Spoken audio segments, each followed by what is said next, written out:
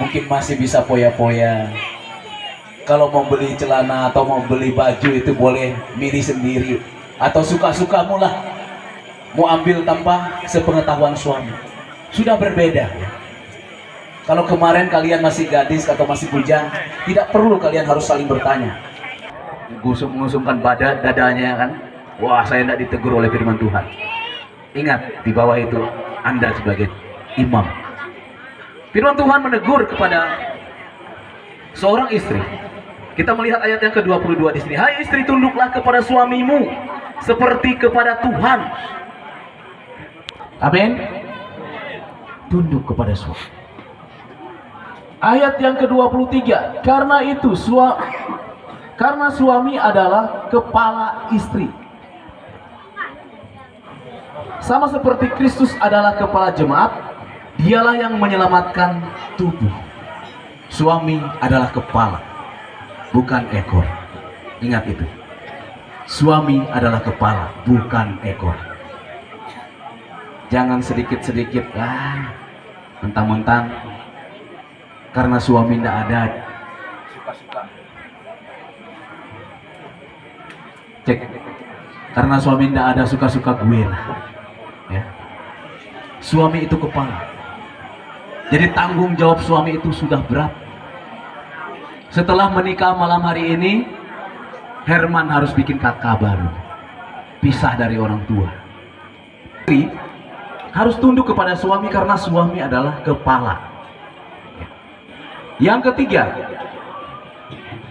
kita lihat di sini pesan untuk seorang suami. Hai suami, kasihilah istrimu sebagaimana Kristus telah mengasihi jemaat dan telah menyerahkan dirinya baginya untuk menguduskannya sesudah ia menyucikannya dengan memandikannya dengan air dan firman, supaya dengan demikian ia menempatkan jemaat di hadapannya dirinya dengan cemerlang, tanpa cacat atau kerut atau yang serupa itu, tetapi supaya jemaat kudus dan tidak bercela. Demikian juga suami harus mengasihi istrinya sama seperti dirimu sendiri.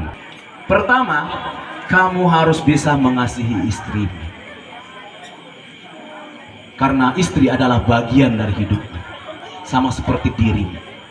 Jangan mentang-mentang dia jauh di Suti Semarang sana, orang tuanya, adik beradiknya, kau seenaknya menampar, kau seenaknya meninju. Itu tidak boleh. Kalau kau meninju, berarti kau tinju dirimu, karena bagian daripada tubuh. Jadi istrimu adalah bagian dari hidupmu yang harus kau kasihi.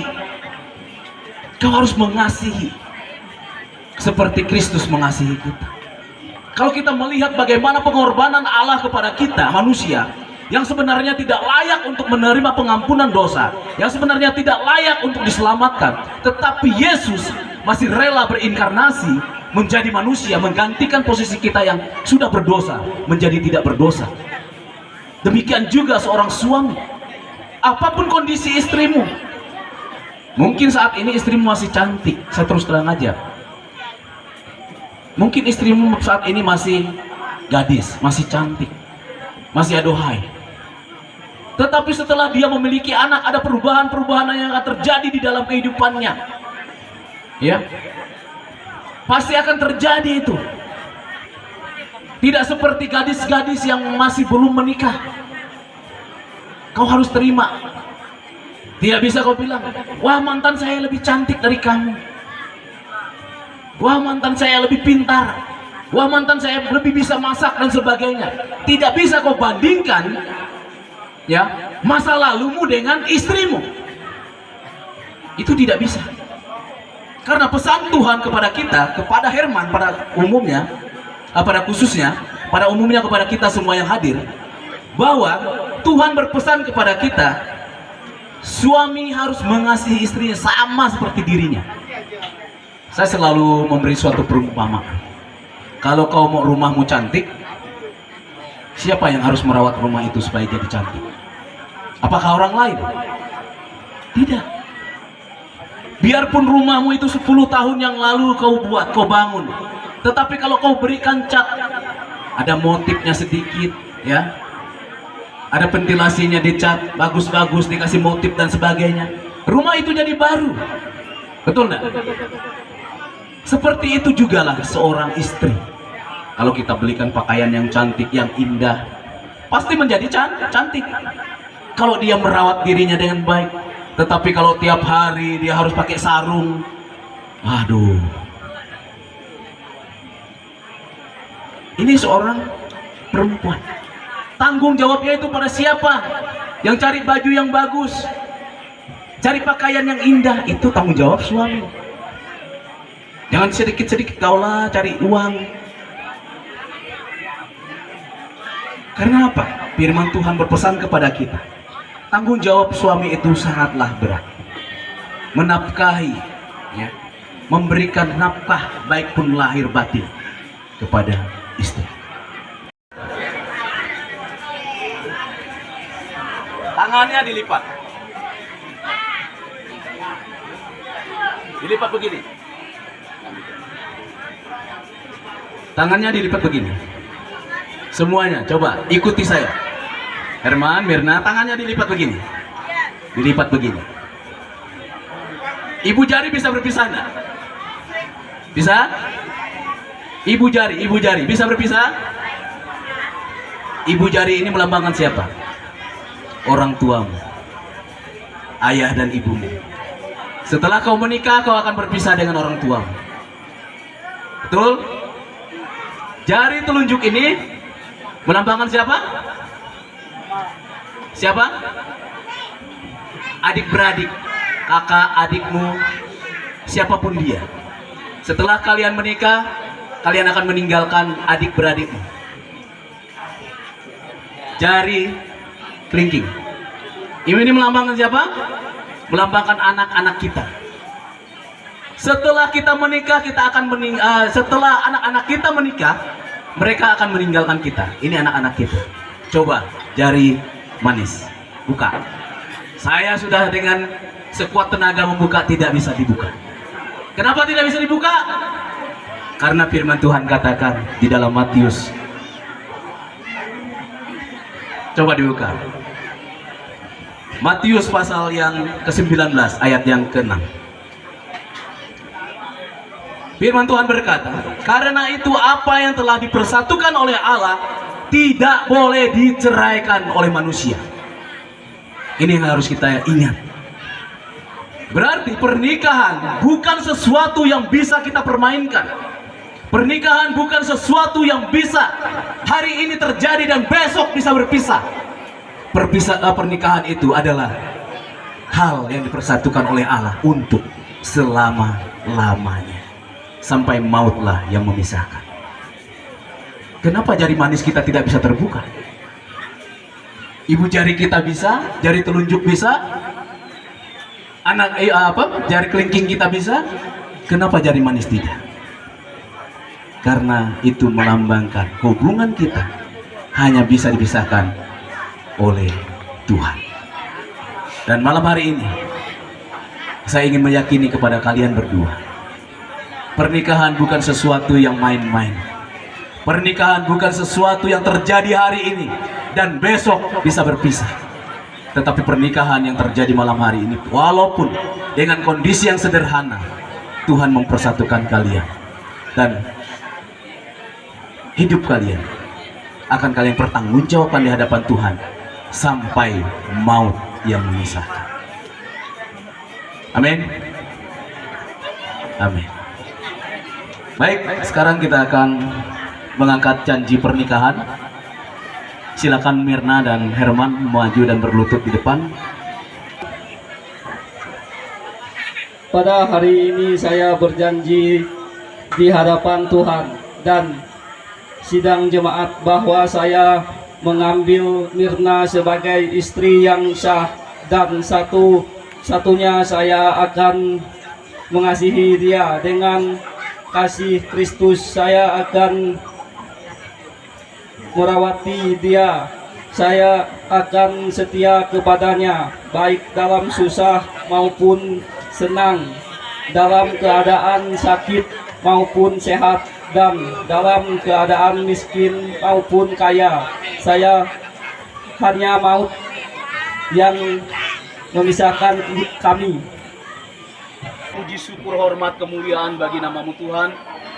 Engkau Allah yang hidup, Allah yang mengasihi kami, Allah yang menciptakan langit dan bumi dan segala isinya. Engkau juga yang ini Tuhan, hamba berdoa untuk kedua mempelai, yaitu saudara Herman dan saudari Mirna.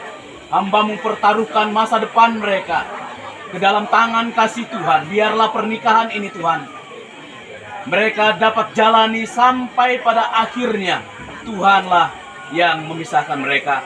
Kami percaya bahwa hanya maut saja yang dapat memisahkan. Tuhan, segala berkat-Mu akan mengalir dalam kehidupan mereka jika mereka tetap setia, percaya kepada Tuhan, mengandalkan Tuhan, dan menyerahkan hidup mereka ke dalam tangan Tuhan.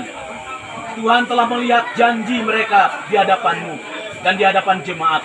Mereka berjanji akan hidup sebagai suami istri yang tunduk kepada perintah-perintah Allah, dan mereka akan hidup sesuai dengan ajaran-ajaran firman-Mu.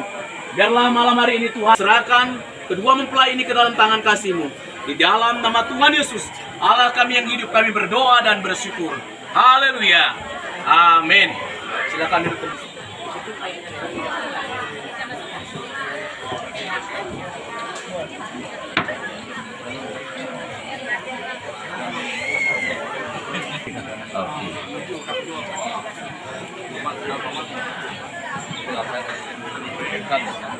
Pak Andreas.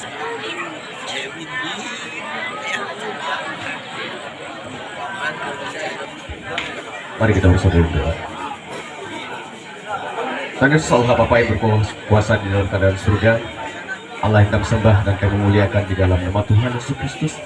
Pada malam hari Tuhan, kami sangat bersyukur kepadamu atas anugerah ini Bapa. Kami juga bersyukur Tuhan atas firman Tuhan telah disampaikan oleh hamba-Mu, dan kiranya acara pernikahan malam hari ini semua cuma Tuhan yang hadir boleh diberkati Bapak. Acara selanjutnya kita akan mendengarkan kata sambutan dari Ketua Panitia. Kepada Ketua Panitia kami persilakan untuk menyampaikan sepatah dua patah kata. Jadi sebelumnya saya ucapkan selamat malam dan selamat kita berbakti kepada Tuhan. Jadi inilah yang kami harapkan kepada jemaat, ya kita ada acara ya namanya acara pernikahan mereka Herman dan Mirna. Jadi yang perlu kami sampaikan dari pihak panitia maupun pihak rumah. Jadi kami sebagai tuan rumah ya sangat bersyukur kepada ibu bapak, saudara-saudari yang bisa hadir bersama-sama datang dalam pesta pernikahan mereka ini. Jadi kami sangat bersyukur dan antusias dan berterima kasih atas kerjasamanya Bapak Ibu yang sangat bekerja sama dari kemarin sehingga pada malam hari ini kita akan melaksanakan acara demi acara.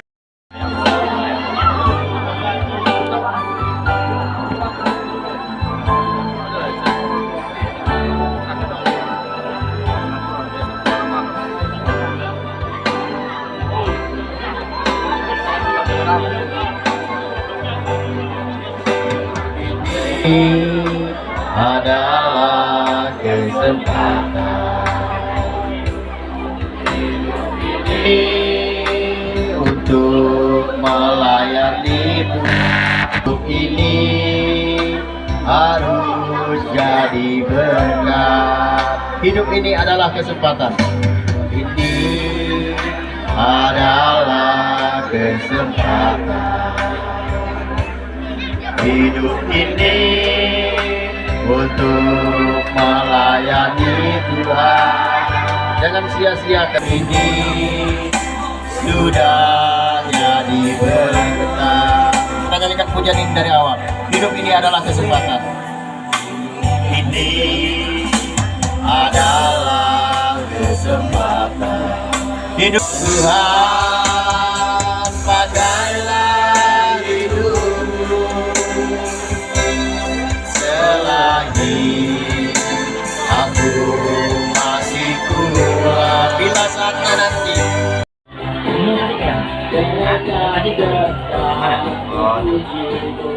Pengahe juga. Pengahe orang Gamang. Kalau yang tadi luasnya orang. Makan-makan lagi guys. Ya, kali ini kita makan di Desa Sunggung Akit ya. Ini tamu nak diundang sebenarnya nih. Nih.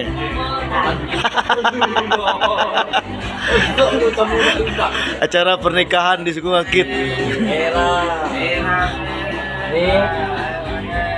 Import.